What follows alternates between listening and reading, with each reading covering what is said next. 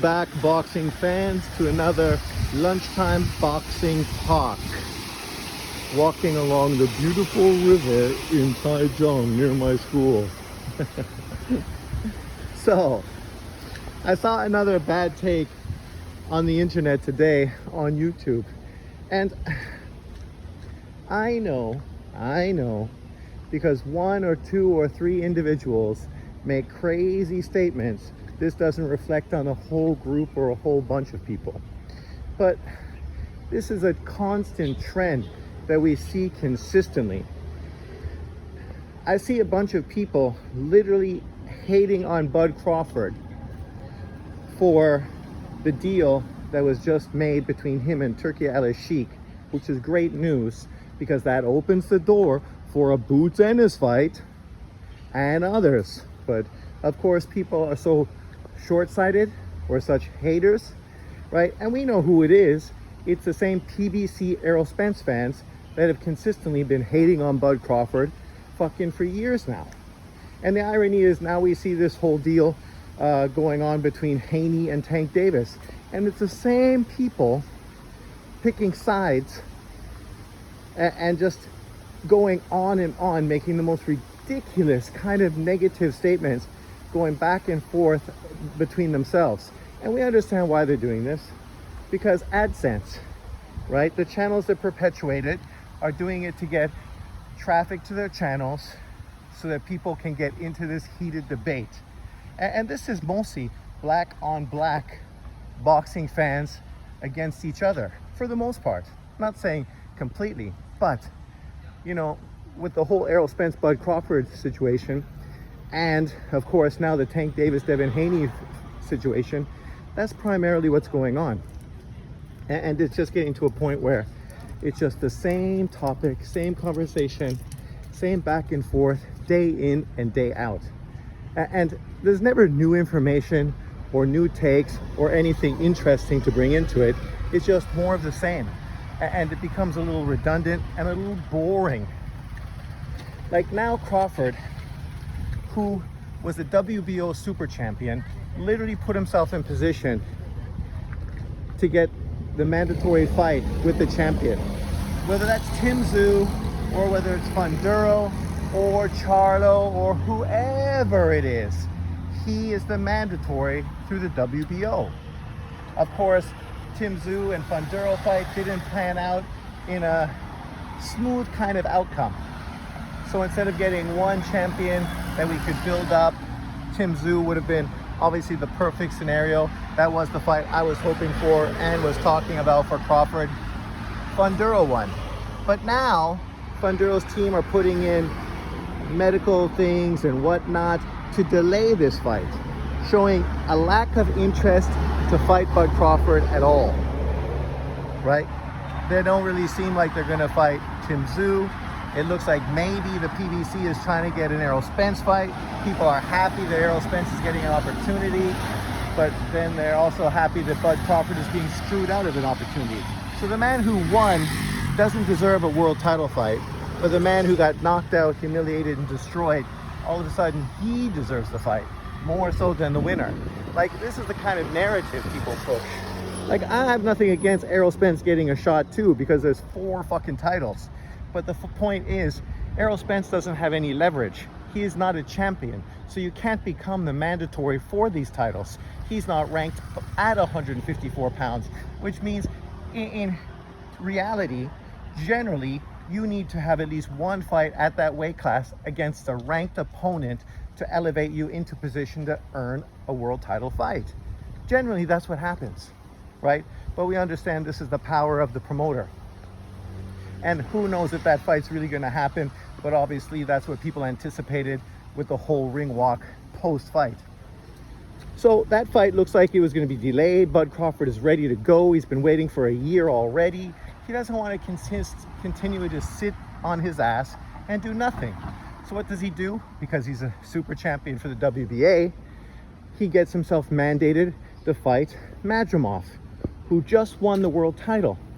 But now these Errol Spence PBC fans, anti-Crawford dudes, are all trying to diminish and downplay Crawford for taking on a world champion in his fourth fucking weight division and acting like somehow there's better opposition. Oh, fighting Boots Ennis is a better option. No, the only reason these guys are now on the Boots Ennis train is because they're looking for somebody to beat Crawford so that they can feel proud that finally they got revenge. You know, it's such a petty way of looking at boxing, because in truth, Crawford obviously is trying to do something he's never done before, become a 4-weight world champion, right? This is historic, it's part of his legacy, and it also opens up potentially a rematch with Errol Spence at 154 pounds, a weight class where Errol Spence is going to be stronger and potentially a better opponent, right? It also opens up other potential fights at 154 pounds as well. So isn't this a great thing? Isn't this a good thing to see if Crawford can become a 3-weight undisputed champion? But if you go through social media and YouTube, you would think Crawford trying to fight Madrimov, his second choice, obviously his first choice was Charlo, but Charlo dropped all his titles and was stripped, so that fight's off the table, and he's coming off of a loss to Canelo. So then Tim Tszyu, but Tim Tszyu got beat by Funduro, so then Funduro's got a broken nose and isn't interested in taking the fight, so Madrimov is the next opponent in line. People are saying, oh, he's only got 11 fights. Oh my God. Did they say this bullshit when Rigo was a world champion and had less than 11 fights?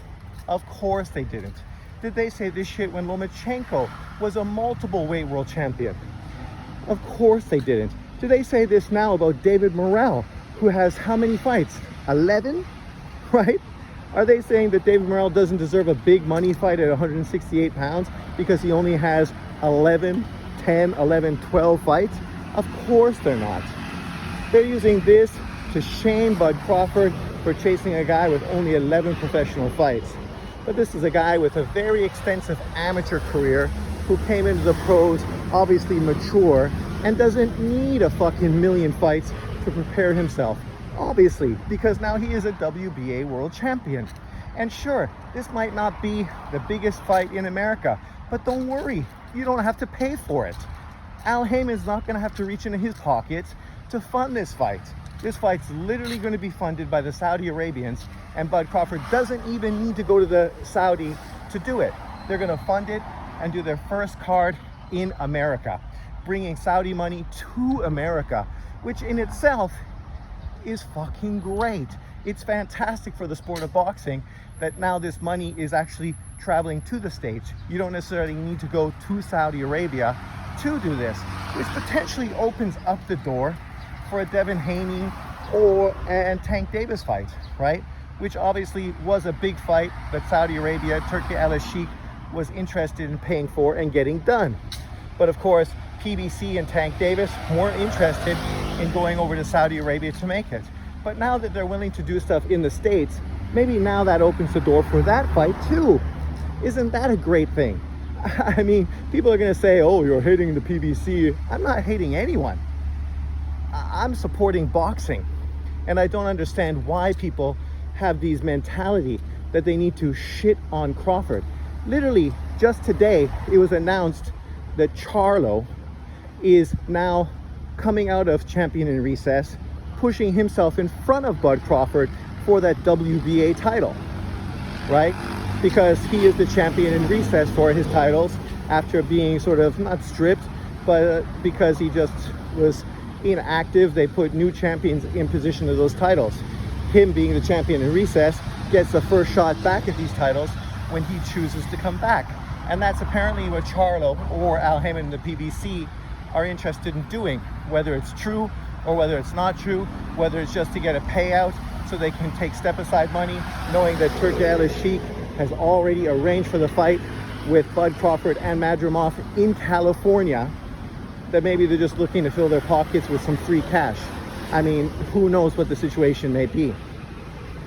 But are these same fans that are criticizing and hating on Bud Crawford for stepping in to face Madrimov gonna hate on Charlo for facing Madrimov? Of course they're not, because Charlo's whole career at 154 pounds is literally fighting guys like Madrimov, Castillo, Rosario, Lubin, all these guys, Harrison, none of them are better than Madrimov. They're all the same. None of them were superstars. None of them are long-reigning world champions. None of them are unified champions. None of them are guys that are household names. None of them are any better or any worse than Madrimov is. They're all 154-pound top 10 contenders, right? Some of whom won world titles, others who lost in world title fights. But if Charlo takes on this fight, do you think the energy is going to be the same? You know it's not. You know it's not, right? That's the sad truth to this situation. And if Charlo is really interested in coming back and getting a title at 154, that's great. If we have Crawford, Spence, and Charlo, all world champions at 154 pounds, the PBC is once again in great position with leverage to make big fights. And if they actually want to work with Saudi Arabia, Turki Al-Sheikh, to make these fights in the States and in Saudi Arabia, he doesn't even have to pay for them. He doesn't have to worry about how the fights are going to be funded. Now money is not an object. They can make these fights easy, and you don't have to worry about Amazon paying for it or whatever the scenario may be, right? And as a boxing fan, isn't that ultimately what we want? We want to have the best opportunities to make the best fights, not shame the pound for pound number one fighter of boxing because he wants to stay busy, and somehow him fighting Madrimov now is a reason to criticize him. Give me a break. He's not the one who specifically chased after Madrimov. He chased after Charlo. He chased after Zhu. He chased after Fonduro. And now he's left with fucking Madrimov. And so be it. Saudi Arabia, Turki Al-Sheikh is happy to pay for that fight. And potentially it might be for both the WBO and the WBA titles, meaning that Bud Crawford could instantaneously become a unified 154-pound champion, giving him leverage at the weight class, which obviously helps build up a potential fight between him and Errol Spence in a great rematch, or potentially against champion in recess, Charlo. I mean, I don't see the lose-lose in this situation. I don't see why these bitter fans, these pro-PBC fanboys, these Errol Spence fans who just can't accept a loss, continuously still need to put out all this retroactive negativity towards Bud Crawford, right? Because you know, if it was Charlo fighting Madrimov, these guys would be praising the PBC for making a great fight. They'd be praising this pay-per-view card. They'd be fucking talking loads of smack about how Al Haymon is running boxing. But yet, when somebody else does something, then it's just negativity, criticism, and hate. And we've seen this shit far too much for far too long. And it's just becoming sickening, really sickening. And as I say, this probably isn't the majority of people. It's probably just a small selective group of bitter fight fans who just have nothing else to do but create controversy and troll on YouTube and through X and Instagram and other platforms on social media. But come on, people. Bud Crawford has been inactive since his fight with Errol Spence. The best thing that could happen is get him back in the ring. And in truth, he doesn't even need to come back and fight a world champion. Just come back. I mean, Charlo, the 160-pound world champion, came back and fought Bud Crawford's leftovers, right? Yet people didn't criticize and hate on him for taking on Benavidez, even though Benavidez needed to come up 2 weight divisions. Obviously, a guy got knocked out by Bud Crawford years earlier and was in there with Charlo and gave Charlo a very competitive fight. And Charlo, unlike Bud Crawford, couldn't get him out, right? People weren't too critical of Charlo. They understood that he'd been inactive and he was coming back. And obviously this was a good bounce back opponent. But yet for Bud Crawford and many others, not just him, Lomachenko is also in this situation. He's coming back and fighting a unified world champion in his next fight and coming off of a loss, and all of a sudden he's getting criticized.